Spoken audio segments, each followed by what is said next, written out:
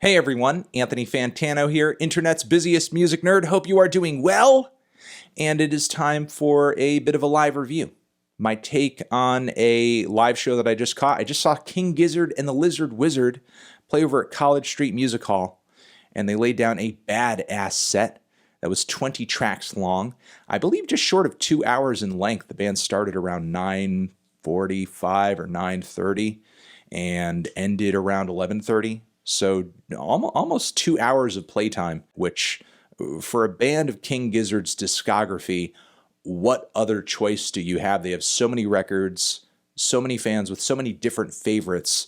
And honestly, they didn't even really dig all that far back into the catalog to assemble the live set that they did. Not much here in terms of Nonagon Infinity. There was a track off of Quarters that we will go over at the very end, but it was a pretty solid set list with a lot of quick segues from one song to the next. Not a whole lot in terms of downtime or anything like that. A lot of instrument change-ups and switchovers here and there. Majorly gigantic, psychedelic, colorful projections playing in the background pretty much at all times. Sometimes they're really abstract. Sometimes it was a strange, looping, animated short. Either way, really added to the visuals that were going on stage, which it was a fairly large and wide stage presence with 2 drummers, 3 guitars, keyboards, some percussion on the side, bass. They were stacked all over the stage. It was a very nice look. It was very well organized, very clean, and I don't know if this was so much a good thing or a bad thing, but the band's energy for a lot of the set seemed like, not too high, not too low. It was at a middle, almost casual level on some tracks, which I didn't necessarily read as them being like, oh, they don't care, they're not putting in any effort. It's it's almost as if, and I'm sure it is at this point, everything they were doing, even on the thrash tracks, which you imagine at that point, everybody's going hard and going crazy. No, especially the drummers were very laid back in their space. Like everything they were doing was just so second nature. They just knew it all by heart. It was just all muscle memory at that point, and we're just executing in this flawless fashion. And the drums doubled up. A lot of the time we're playing the same thing, and I imagine it is difficult as a drummer to not only sync up with the rest of the band, but also be doing the just close to the same everything the other drummer next to you is doing a majority of the time. So it was pretty impressive in terms of execution as far as flawlessness goes. Like the band really just delivered every single track without missing a beat, and even on a few of these songs, embellished a bit, jammed a bit, added a bit, extended. So it was nice to see the band in their element and pulling off what they were doing so flawlessly, and knowing they were doing that, understanding that pretty much every set they've been doing as of late on this current tour, they are switching up the track list, the set lists of these sets. I don't know if there are certain arrangements of songs that they typically go through from one set to another as they change them up, but the one that I was handed was pretty interesting. We had some tracks from their latest record, their thrash metal excursion, Rat's Nest, toward the beginning, a little bit more toward the end.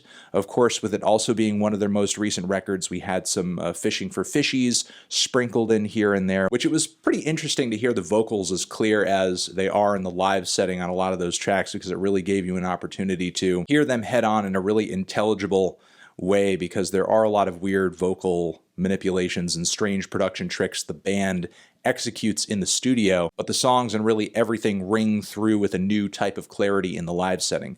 So of course we did have some tracks from Fishing for Fishies, with that being one of their most recent records, and we had a lot of songs, like a whole batch of tracks back to back to back from Polygon to Wanaland, which I didn't mind. I thought that was one of the more solid and proggy releases in their 5-album stint they did a few years ago at this point, so that was pleasing to hear that in the mix. We had Crumbling Castle, which their rendition of was heavy, was throttling, was badass. We had The Fourth Color, Deserted Dunes, Welcome Weary Feet, The Castle in the Air. Not too much later, we got a few tracks from Murder the Universe. We had the song Alter Me and Altered Beast, two of easily the best tracks on the album, and it was also amazing, since some of you may be familiar with my review of that record, to hear those songs outside of the context of the very, very overbearing narrative vocals that interrupt the momentum of many moments on that record. So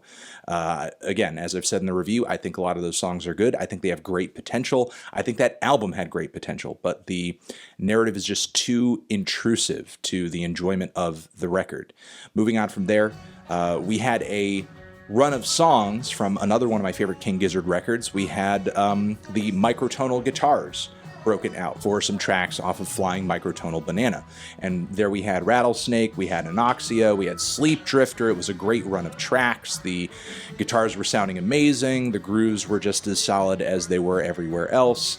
After that, we had a lengthy take on Psy Boogie. The Moog essentially was broken out. At least that's what it looked like was being played. I'm not sure of the synth brand or anything, but still those robotic vocals were put front and center, and it sounded amazing. The band didn't really need to do much to change aesthetics entirely for the execution of that track. We had a few more badass tracks from Rat's Nest, Mars for the Rich, also Organ Farmer. Their delivery of that was incredible. Definitely one of the most aggressively performed songs of the entire set. Then they finished things off with The River, a track from their album Quarters, which conceptually is 4 different lengthy tracks, all 10 minutes each on one single album. Their rendition, of course, expanded on the jammy aspects of the song and really just left things on a high and a psychedelic note. The energy was good throughout the entire set.